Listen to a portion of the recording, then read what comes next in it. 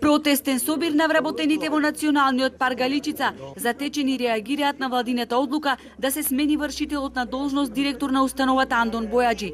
Заобиколувајќи законската процедура без одлука на управен одбор и без да се објави конкурс, владата велат експресно донесе одлука да го смени директорот. Доколку владата не ја преиспита одлуката и разумот не надвладее како што велат нечии лични амбиции, вработените најавуваат штрајк.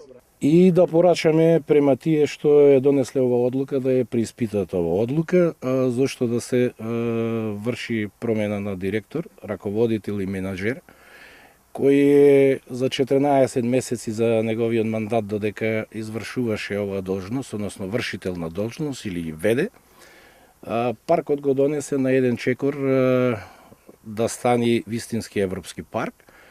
И сега таа иста држава ни наметнува нешто друго.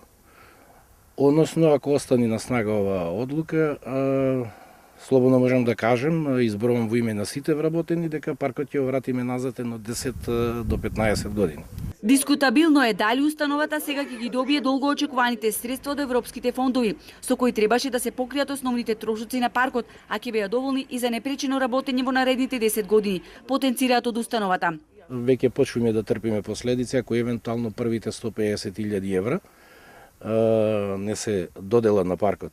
Само ќе подсетам, слична глупост се направи пред неколку години во Националниот парк Пелистер, каде што пропадна од швајцарска донаторска фирма околу 3 милиони. Така да знаеме пренесено преку колегите од тој национален парк колку штета беше то пред се за паркот.